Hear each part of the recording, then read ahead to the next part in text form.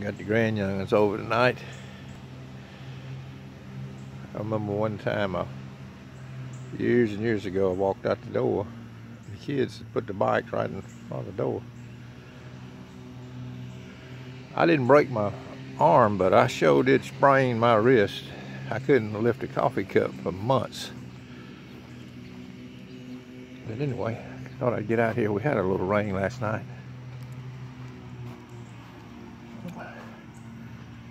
Talk about whatever. I got my coffee cup in one hand.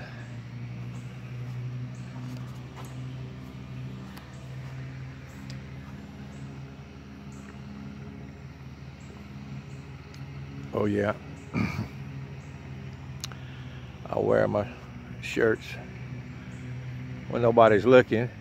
I wear my shirts backwards because they're more comfortable that way.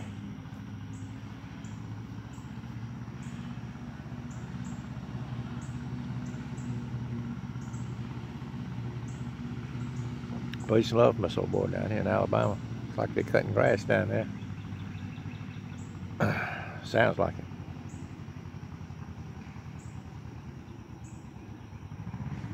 I guess this morning, while I'm walking out here, I want to talk about this lady I worked with for years and years down at the cotton mill. A black lady. I loved her. I really loved that lady. Yet she was raised up in the Holiness faith.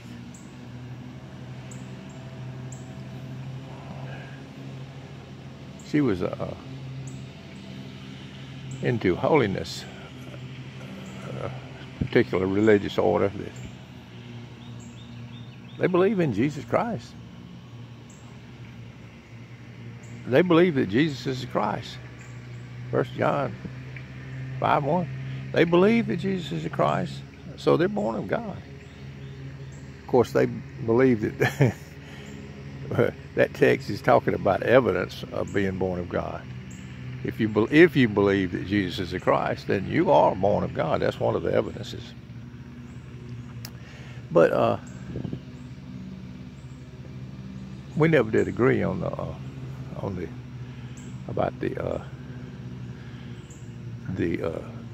sovereign love of God. She didn't believe that, you know.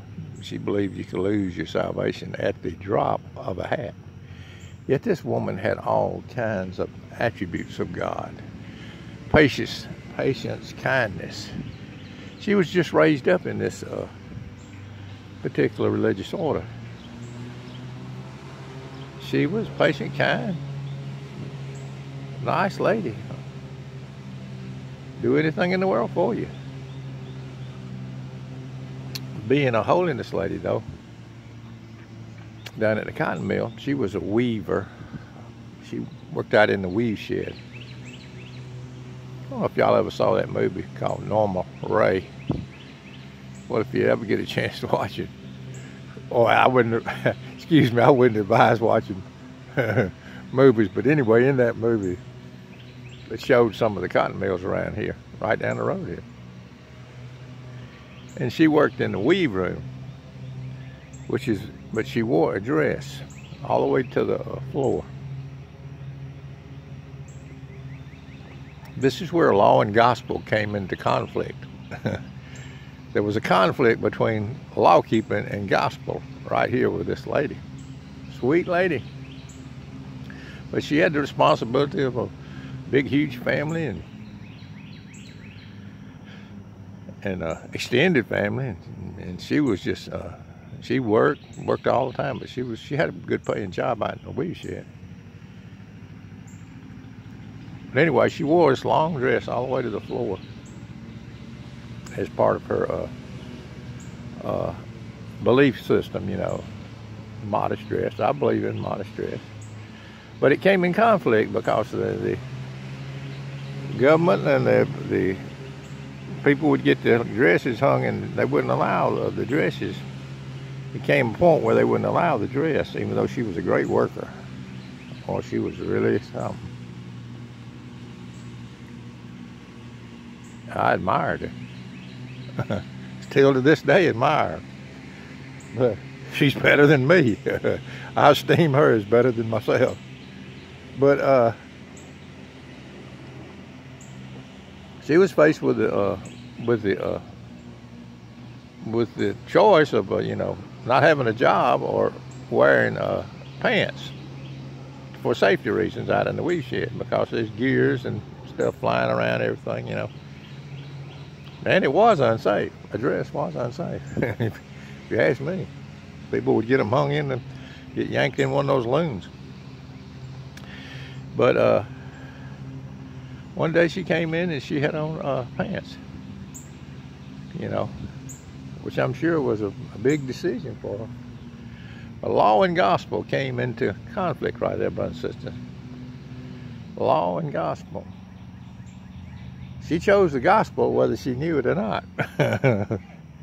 She chose gospel whether she knew it or not, brothers and sisters. Right there, then and there. She kept her job for years and years. We worked for years and years and years. Yet God never struck her down because of the error that she held. See, brothers and sisters, that's why I say that, my opinion, and I saw her a couple years ago down at the store, one of the stores. All these years, God hadn't struck her down for her error that she believed in. She carried.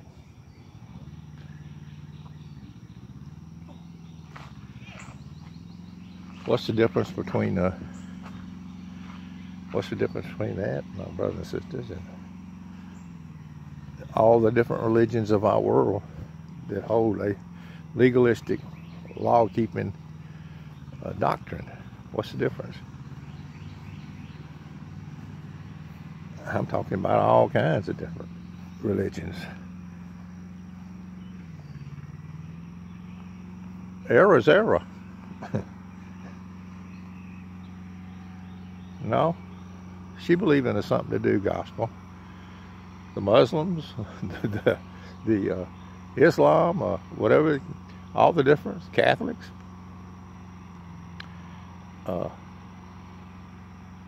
Hinduism, whatever,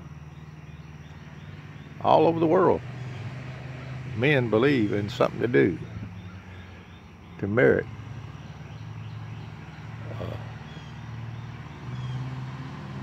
God's favor.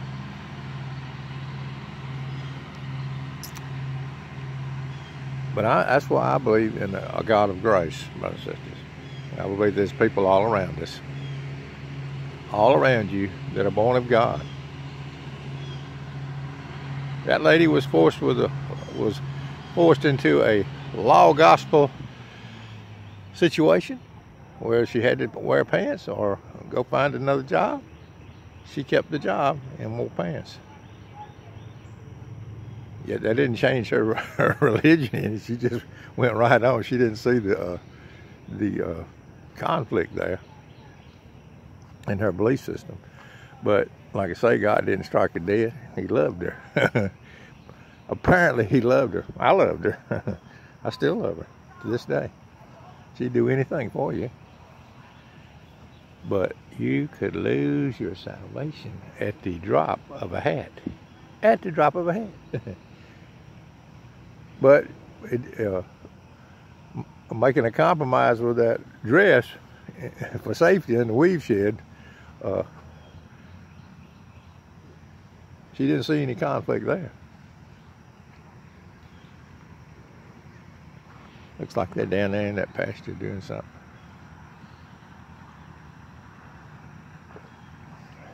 We've had everything in our yard out here. I'm talking about cows, pigs. Everything under the sun has wandered up in our yard over the years. Dogs. When we came out here, it was wild dogs just about. But anyway, it's wonderful this morning. We had a cool rain last night. Enjoying that, coming out here and having a cup of coffee, talking with the handful of listeners that I do have that do tune in. I wonder if there's some monkey business going on the internet thing here, because you'll subscribe to people, and then you go back into their channel and they'll be unsubscribed. You subscribe again and it'll go back and it'll be unsubscribed. So whatever, it's all free anyway. Well, I look at it. They don't charge me for how many videos I put up. If they do that, I guess I'll be gone the next day. No. Under this canopy of trees.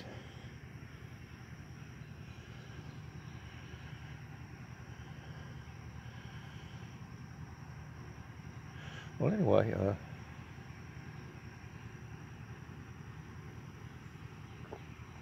this is lightning bug time.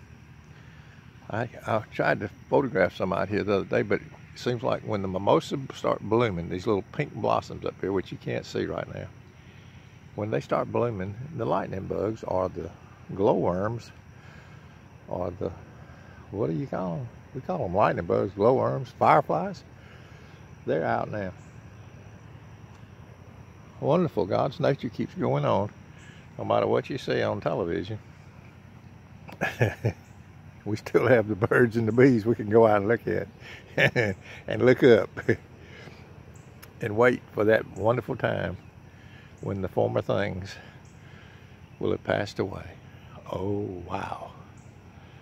There won't be any more tears, no more pain. That's what we're waiting on, brothers and sisters. Might not happen in this poor boy's lifetime, but it's going to happen. That's the one part of Revelation I believe is true.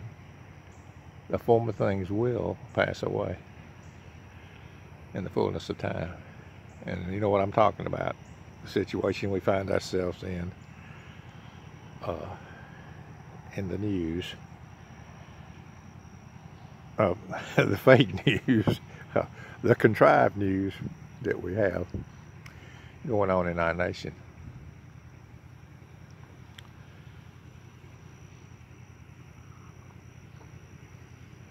You know, can't go to the grocery store, can't go anywhere without getting mowed down. Everything will get you.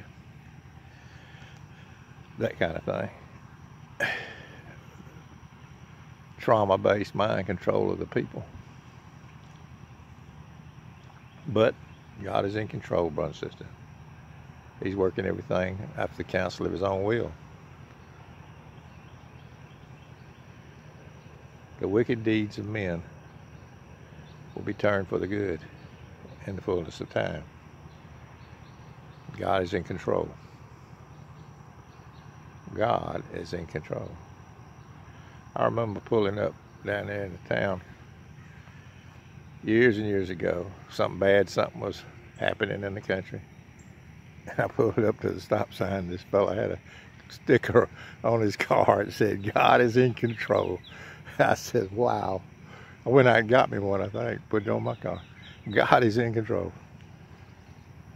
That's a bumper sticker we all will start putting on there.